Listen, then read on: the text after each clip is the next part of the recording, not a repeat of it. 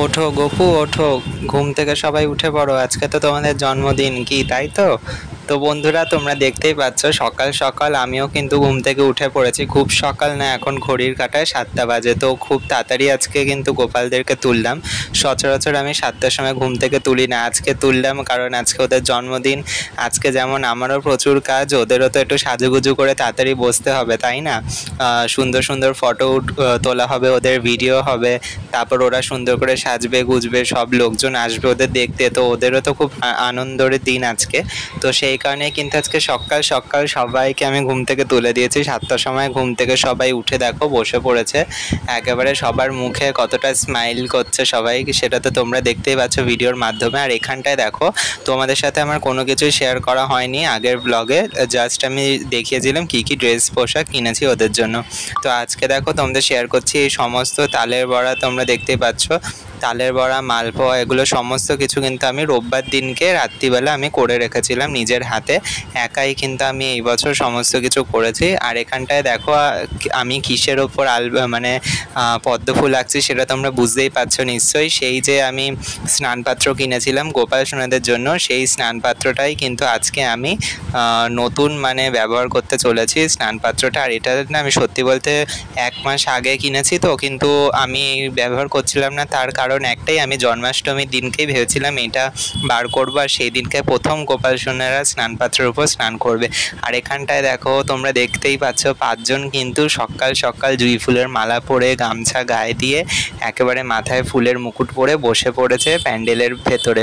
তো প্যান্ডেলটাও কিন্তু নিজের হাতে করেছি। প্যান্ডেল ঠিক কি মানে ছোটোখাটো আর কি টুকটাক ডেকোরেশনই করেছি বার্থডে উপলক্ষে। পেছনে যে রেড কালারের পর্দাটা কিনেছিলাম সেটা টানিয়েছি, আর সামনে দেখো গোপাল সোনাদেরকে বসিয়েছি।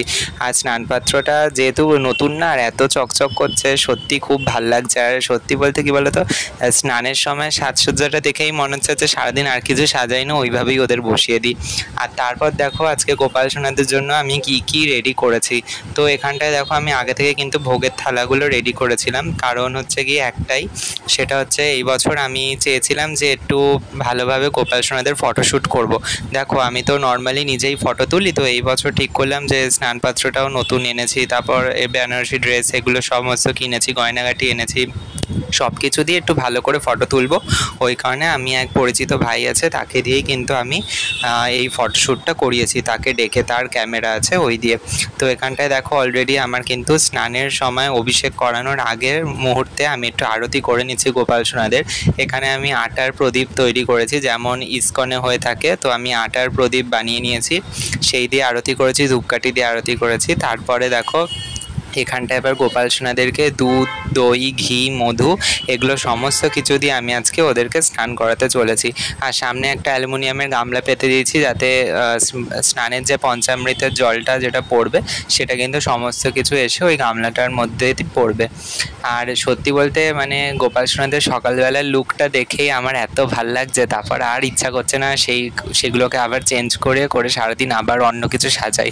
কারণ সকালেই এত সুন্দর লাগছে। আর প্রত্যেকটা লোকের একটাই বক্তব্য, মানে যখন ফটো তোলা হয়ে গেছে, তো হচ্ছে গিয়ে সবারই একটাই কথা বলছে, সবাই সবার মুখে, যে হচ্ছে গোপাল সোনাদের কিন্তু স্নানের সময় বেশি ভাল লাগছে।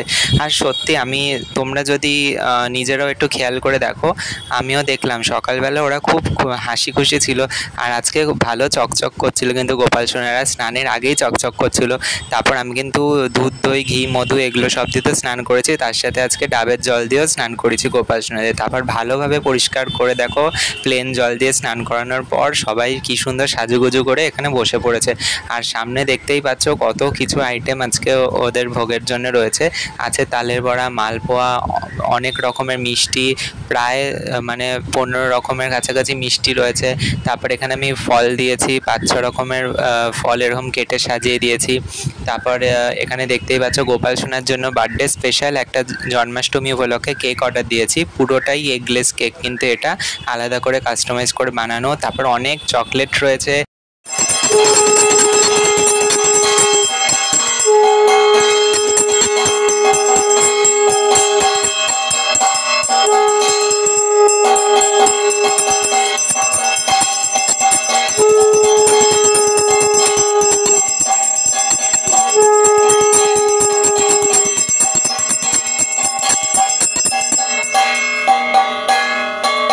Happy birthday to Gulu.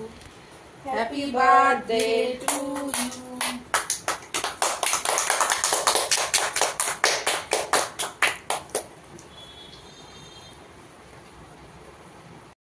তো বন্ধুরা তোমরা তো দেখলেই গোপাল সোনার কেক কাটা কিন্তু কমপ্লিট হয়ে গেল। আর এই বছর কেকটা এনেছিলাম আমি ম্যাঙ্গো ফ্লেভারে।